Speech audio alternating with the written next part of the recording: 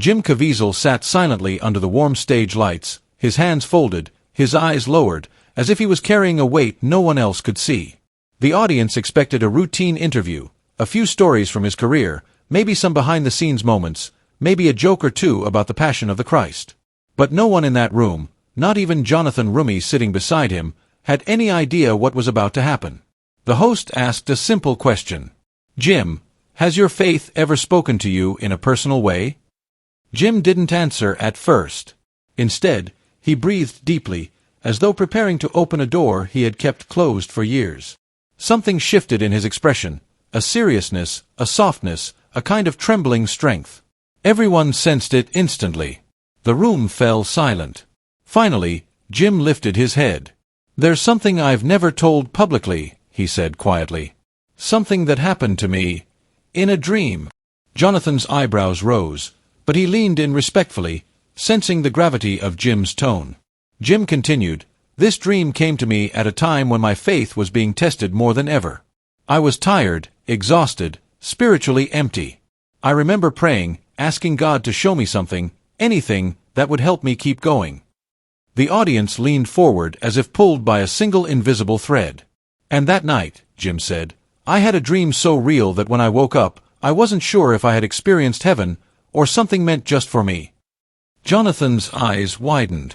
His breathing slowed. He felt something stirring in his chest, a heaviness he couldn't explain.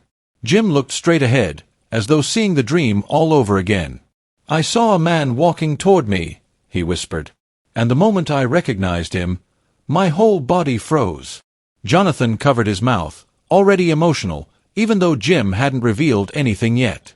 The room was silent. No sound. No movement. No cough, no whisper, no shift of a chair. Only anticipation. And then Jim said the words that sent chills through everyone present. "In that dream, Jesus came to me. And what he told me changed everything." Jonathan's eyes instantly filled with tears. The room was still trembling from the intensity of Jim's confession, but what came next would take everyone even deeper into the heart of his story. Jonathan Roumie gently placed a hand over his chest, trying to steady his breathing.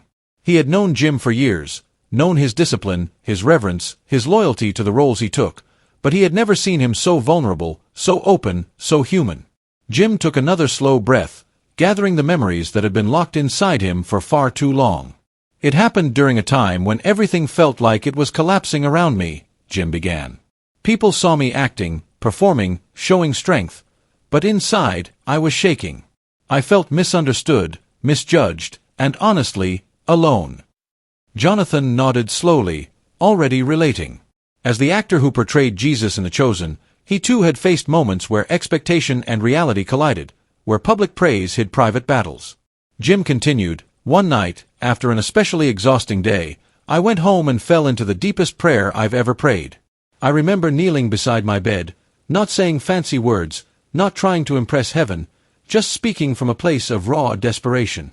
He paused, his voice trembling slightly. "I told God, if you're there, if you still need me, please show me you haven't forgotten me." The audience felt those words like a weight settling over their hearts. Even people who didn't consider themselves religious felt the sincerity in Jim's voice. It was the kind of prayer every human being whispers at least once in their lifetime, the kind that says, "I'm hurting, I'm tired, and I need a sign." Jim leaned back slightly, remembering the moment with emotional clarity. "I must have fallen asleep while praying. I didn't even realize it. But the moment I slipped into that dream, I felt something different, something I can't fully explain." His eyes softened, almost glowing as he described it. "I found myself standing in a quiet desert. The sky was golden, almost burning with light, yet it didn't hurt to look at it. The air felt warm, but comforting. And everything was completely silent, not an empty silence, more like a sacred stillness." Jonathan whispered, "Wow," under his breath. Jim continued, "At first I thought it was just a dream, the kind where your mind creates what you want to see. But then I realized, this wasn't coming from me." He leaned forward, his voice lowering. "I felt a presence before I saw anything. A presence so strong, so gentle, so overwhelmingly peaceful, it made me fall to my knees." Jonathan swallowed hard, his eyes already misty. "And then," Jim said, "I saw him." The audience didn't move. Not a single person blinked. A figure walked toward me slowly. Not floating, not glowing dramatically, just walking. But his presence was brighter than the sun behind him. Jim's voice cracked. It was Jesus. Jonathan closed his eyes, unable to stop the tears that suddenly began streaming down his cheeks. He wasn't crying because of emotion alone. He was crying because he knew the weight of seeing Christ in a moment of personal suffering. It was something he himself had prayed for during filming, during the toughest days of his life. Jim continued softly. He didn't speak at first. He just looked at me. And his eyes, they weren't the eyes of a judge or a distant king. They were the eyes of someone who had walked every step of pain I had walked, and much more. He wiped a tear from the corner of his eye. I tried to speak. I wanted to apologize, to explain, to confess. But before I could say anything, Jesus reached out his hand and placed it gently on my shoulder. Jonathan gasped through his tears, hand covering his mouth. And when he touched me, Jim whispered, every fear inside me quieted. Every wound inside me softened. Every piece of me that felt broken began to mend. The audience was frozen, listening with their souls instead of their ears. Then Jim said something no one expected. Jesus smiled. A small, peaceful smile. And then he said my name. Not as the world says it, not Jim. He spoke it in a way that made me understand who I truly was. Not an actor. Not a public figure. Just his. Jonathan let out a quiet sob. Jim looked at the crowd and said, "And that was only the beginning of what he told me." Jim paused as if he were reliving the moment right there on stage. Jonathan sat frozen beside him, tears still clinging to his eyelashes.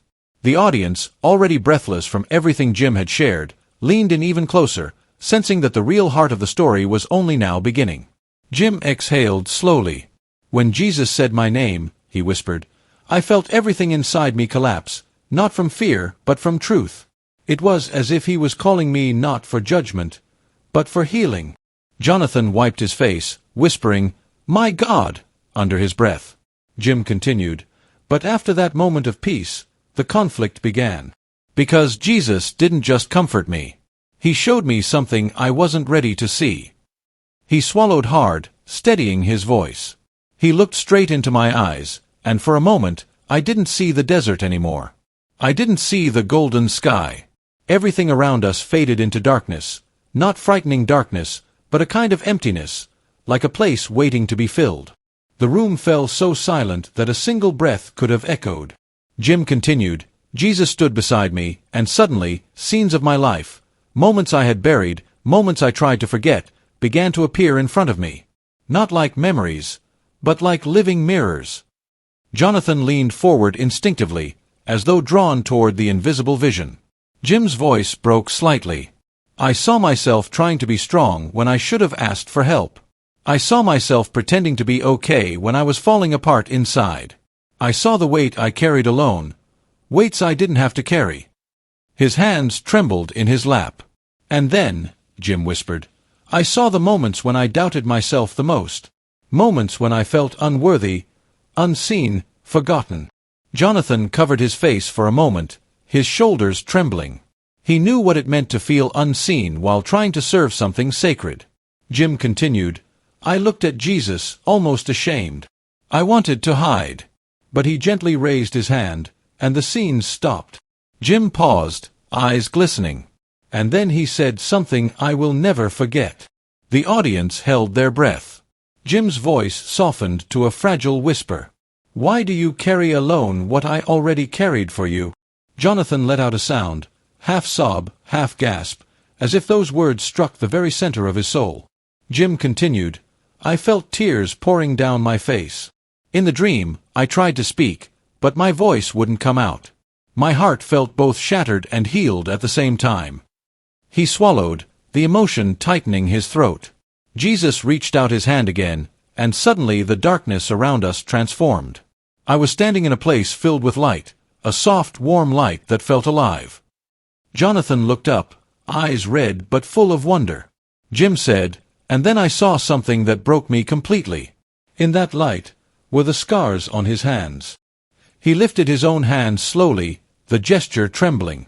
They weren't glowing. They weren't dramatic. They were simple, real, and full of love. And I understood. Every moment I felt abandoned, he had been there. Every time I felt broken, he had carried me. The audience was no longer simply listening. They were experiencing the story with him. Jim continued, voice shaking. "I whispered, 'Lord, I'm not strong enough.'" Jesus looked at him and replied with a gentleness that shook him to the core. "You were never asked to be strong alone." Jonathan pressed his hand against his forehead, trying to breathe through the emotion overwhelming him. "And then," Jim said, "Jesus showed me something that terrified me more than anything else." Everyone froze. Jim took a trembling breath. "I saw the future. Not the world's future, but my own. I saw challenges, hardships, battles I hadn't faced yet. I saw moments where I would be tested, moments that would push me to the edge. It was overwhelming, too much for one person." He paused. "But then, I saw him standing beside me through all of it. Not once did he leave. Not once did he let me fall without lifting me." Jim's eyes filled. "I broke down. I cried in that dream like I hadn't cried in real life in years." Jonathan nodded through tears, whispering, "That's what love looks like." Jim looked at the audience. And that is when Jesus leaned close and said something that shook my entire soul. He swallowed. "Your suffering isn't a punishment. It's preparation." Jonathan's breath caught in his throat. Jim finished softly. For a long moment after those words, "Your suffering isn't a punishment. It's preparation." Jim Caviezel sat in silence on that stage, unable to speak. His eyes glistened, and his voice caught in his throat. The room around him felt suspended in time, as though everyone was breathing in rhythm with his memory. Beside him, Jonathan Roumie pressed a hand over his heart. He wasn't just listening. He was feeling every word ripple through him. It was as if Jim's dream was unearthing something buried deep within Jonathan's own soul. Jim finally exhaled. "That dream didn't end with comfort," he said quietly. "It ended with awakening. But at the time, I didn't understand it." Jonathan looked at him, eyes shimmering. "What did you do?" he whispered. Jim smiled sadly. "I woke up, and I was shaking." He paused, the memory heavy. "When I opened my eyes, it was still night. The room was dark. Yet it felt like the light from that dream was still inside me. I sat up, and for the first time in a long time, I cried openly. Not the controlled, silent tears, but the kind that break you open so God can rebuild you." Jonathan nodded slowly, his own tears streaming freely now. Jim continued, voice trembling, "I remember putting my head in my hands and saying, 'Lord, I don't know how to do this.' And it was strange, because I felt an answer inside me. Not a voice this time. Just a knowing." Jonathan whispered, "A peace." Jim nodded. "A peace I didn't earn. A peace I didn't understand. But a peace that held me." The audience felt their hearts tightening. Many had been through similar moments, nights where the soul feels too heavy, the world too silent, and the question, "God, are you there?" becomes too loud to ignore. Jim leaned forward slightly, elbows on his knees. "But the conflict," he said, "the real conflict, started after I woke up." Jonathan's eyes widened through the tears. Jim continued, "Because the moment I stepped into the real world again, the noise returned. The doubts returned. The responsibilities, the misunderstandings, the pressures, they didn't disappear. If anything, they grew louder."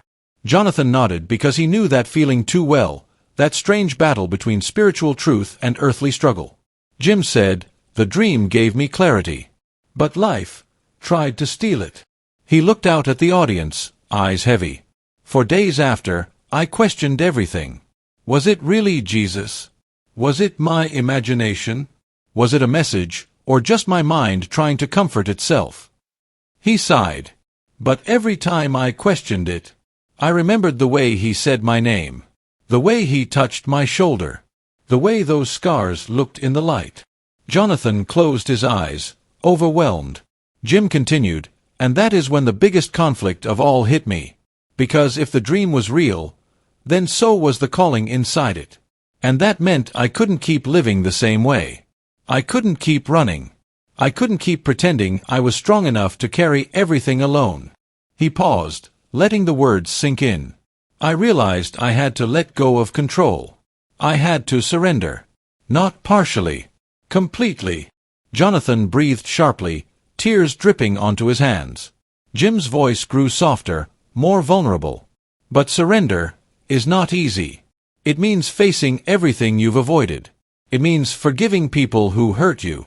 It means forgiving yourself. It means opening wounds you covered for years. He looked down at his hands. And I wasn't ready. I was afraid. Afraid of letting God take me where He wanted, because I didn't know what it would cost. The room stayed still, absorbing the tension of his confession. Jonathan whispered, "Fear is real, even in faith." Jim looked at him gratefully. "And that fear," he said, "became a battle inside me. A battle between trust and control. Between faith and worry. Between calling and comfort." He paused. "And that battle lasted weeks. I felt like I was being pulled in two directions, the world pulling me one way, and God pulling me another." Jonathan nodded, breath unsteady. "And then?" he asked gently. Jim inhaled deeply. "And then," he said, "something happened that forced me to choose. Something that made me realize the dream wasn't just a message, it was a warning." The room tensed. Jim looked at Jonathan, at the audience, at the lights above. What Jesus showed me began happening in real life. Jonathan nearly stopped breathing. Jim whispered. Jonathan sat motionless beside Jim, tears drying slowly on his cheeks. The audience leaned forward, feeling the atmosphere shift, heavier, more electric, as if the air itself understood that what Jim was about to reveal was the turning point of everything he had said so far. Jim inhaled deeply, almost bracing himself. "What Jesus showed me in that dream," he said softly, "began unfolding in the real world, piece by piece, exactly the way I saw it." Jonathan's eyes widened, his breath catching. Jim continued, "At first it was subtle. Little things. Conversations that felt strangely familiar. Challenges that lined up with the scenes I saw in the darkness beside him. People questioning me. Opportunities slipping away. Betrayals I didn't expect." He paused. "But then something bigger happened. Something that forced me to confront the truth of that dream." The audience waited. Jim leaned back, eyes distant. "I got a call, one that shook me. A project I was supposed to lead, something important, something I believed God wanted me to do, suddenly collapsed. People walked away. Support disappeared. Doors that had been wide open slammed shut." Jonathan blinked hard, feeling his chest tighten. Jim's voice became quieter. "I felt the same feeling I'd felt before the dream, that crushing sense of being alone, unsupported, misunderstood. I remember sitting in my car, gripping the steering wheel, and whispering, 'Lord, why take me back into the pain you pulled me out of?'" He swallowed. "And that's when the memory of Jesus' words came back to me, like a whisper inside my spirit. Your suffering isn't a punishment. It's preparation." Jonathan pressed his lips together, trembling. Jim continued, "I didn't understand it until the next day. Because the next day, everything changed." He paused dramatically. "I got a message from someone I hadn't spoken to in years. Someone I deeply respected. They said, 'Jim, I don't know why, but God put it on my heart to tell you, don't be afraid. What you're facing is not the end.'" Jonathan let out a shaky breath. Jim said, "It was the first confirmation. The first sign that the dream wasn't random, wasn't imagination." He looked at the audience. And then, one by one, the future moments Jesus had shown me in that glowing light began appearing. People I was afraid to lose stood by me. Opportunities one thought were gone came back in ways I never expected. And the places I feared became the places I found healing. He paused, letting the truth settle in.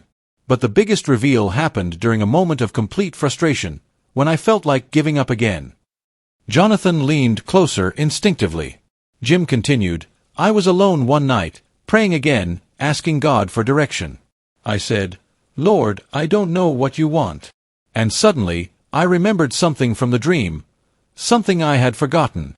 The audience stiffened with anticipation. Jim's voice softened. Right before the dream ended, Jesus did something. He closed his eyes, seeing it clearly. He placed his hand over his heart, and then over mine. Jonathan covered his mouth in awe. Jim whispered, and he said, Where I walk, you walk. Where I stand, you stand. What you carry, I carry with you. The audience gasped, some quietly wiping tears.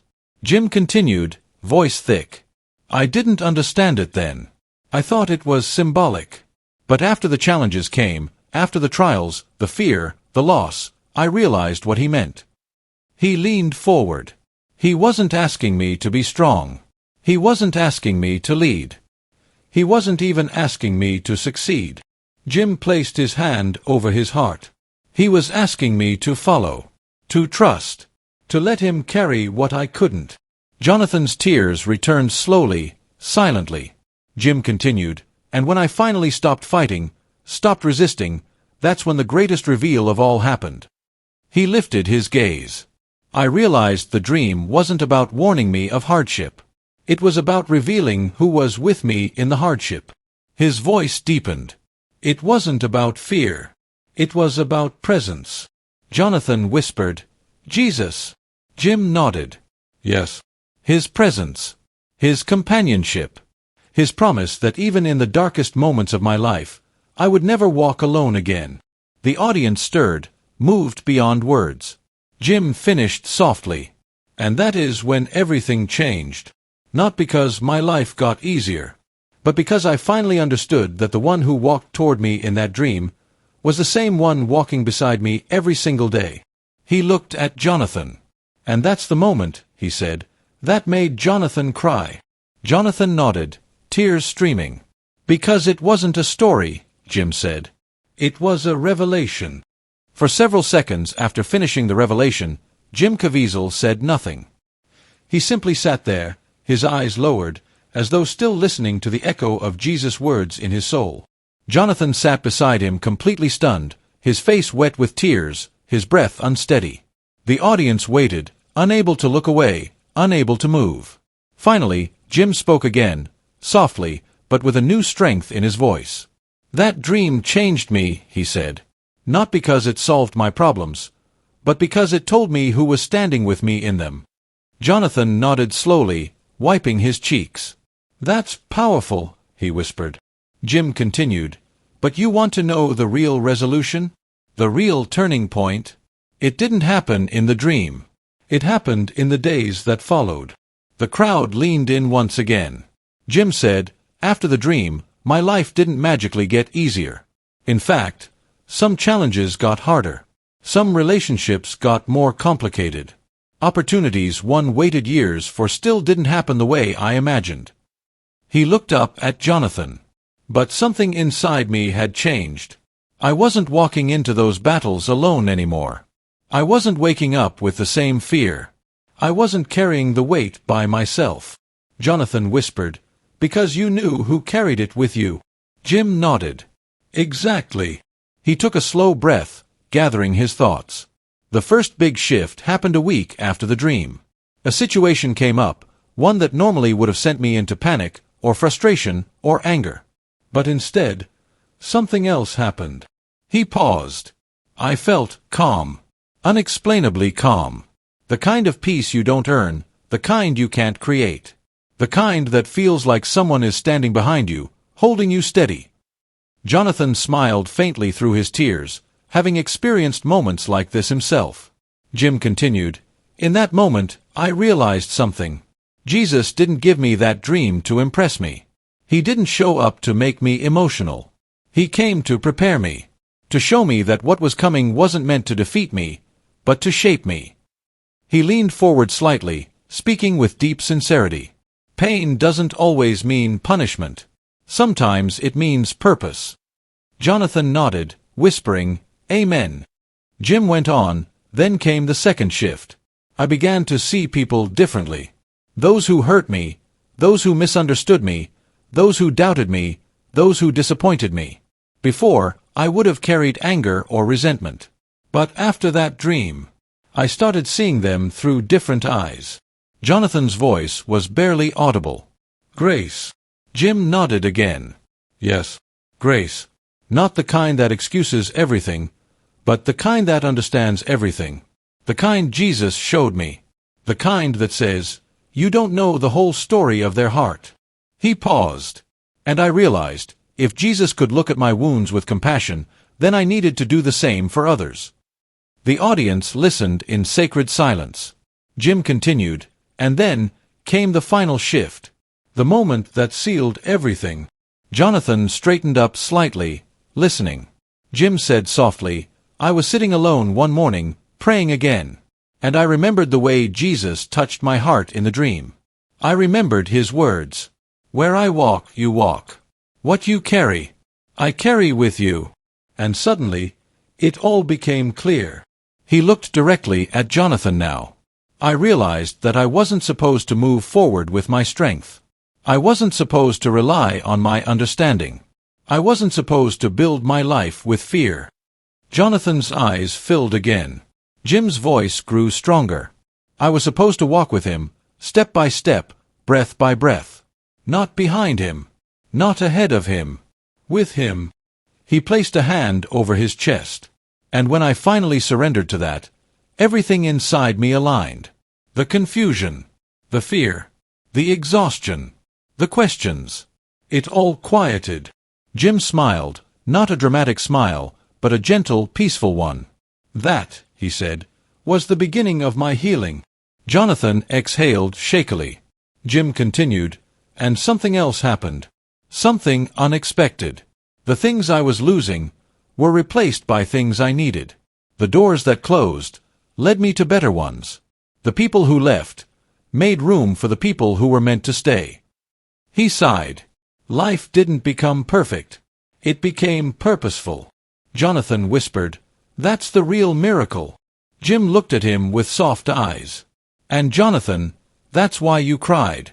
Not because of my dream, but because of the truth inside it. He paused. The truth that Jesus doesn't meet you in your strength. He meets you in your breaking. Jonathan bowed his head, overwhelmed. Jim concluded softly. And the resolution is simple. I stopped trying to walk alone. And I started walking with the one who walked toward me in that dream. The room remained quiet long after Jim finished speaking. The candles flickered softly, casting warm light across the wooden table. Jonathan wiped the last tear from his cheek, but his heart was still trembling, so full it felt like it could overflow at any moment. Jim leaned back in his chair, not as an actor, not as a celebrity, but as a man deeply humbled by what he had just shared. For a long moment, neither of them spoke. And yet, the silence wasn't empty. It felt alive, like something holy was standing right there with them. Jonathan finally breathed out and whispered, Jim, do you realize what you just told me? Do you realize how many people need to hear this? Jim looked down at his hands. I don't tell it to impress anyone, he said quietly. I tell it because I was changed by it. Jonathan nodded slowly. And that's exactly why it matters. Outside the small studio window, the late evening sun had dipped behind the buildings, leaving streaks of gold and purple in the sky. It felt fitting, like the world itself was pausing to listen to the weight of their conversation. Jim continued, When I woke up from that dream, I couldn't speak for almost 10 minutes. Not because I was afraid, but because I didn't know how to carry something that felt so real. Jonathan's eyes softened again. That's how divine moments feel, he said. They shake you, not to break you, but to prepare you. Jim nodded.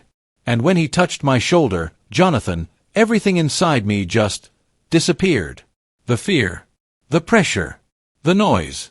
It was like he took all of it without me saying a word. Jonathan closed his eyes. God doesn't need our words. He just needs our surrender. Another silence settled in. Not heavy, beautiful. Then Jonathan leaned forward, his voice low but firm. Jim, listen, One thing I've learned while playing Jesus is this: humility is the language of heaven. Jim smiled. And yet, it's the hardest language for humans to speak. Jonathan laughed softly through his exhaustion. Because we keep confusing humility with weakness. But what you dreamed, that wasn't weakness. That was strength. Jim looked up. In my dream, Jesus wasn't angry at my failures. He wasn't disappointed. He didn't look at me the way the world does. He saw me the way a creator sees his creation, with love that doesn't make sense. Jonathan nodded deeply. Unconditional love. The words hung in the air like a soft echo. After a moment, Jim said something that made Jonathan stop breathing for a second. What if that dream wasn't just for me?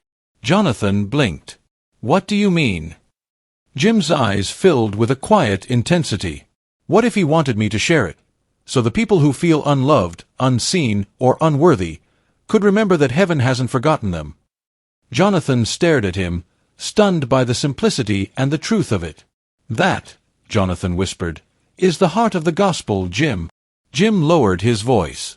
I think he was reminding me, and maybe reminding the world, that no failure is final, no pain is wasted, no heart is too broken for him to touch. Jonathan put a hand over his heart. And that's why I cried. Because we live in a world desperate for hope, and what you just shared is hope. For a moment, both men just breathed. No script. No cameras. No audience. Just two souls acknowledging something bigger than themselves. Finally, Jonathan spoke the words that would stay with both of them for a long time. Jim, if people heard what you just told me, it might change their lives. Jim looked at him with calm certainty. Then let's tell it. Jonathan smiled through misty eyes. Together. Jim nodded. Together. And just like that, the weight of the moment transformed into purpose. Quiet, powerful, undeniable. Moral of the story. Spiritual moments are not given to us to keep, they are given to us to share. Jim's dream wasn't about fame, fear, or even destiny. It was about a reminder all of us need. That we are seen. That we are loved. That we are never too far gone for grace to reach us. Jonathan cried not because the dream was dramatic, but because it was true. Because somewhere out there, someone watching this needs to know. If Jesus can walk toward Jim in a dream, he can walk toward you in your darkest moment. You are not forgotten. You are not alone. You are not beyond redemption.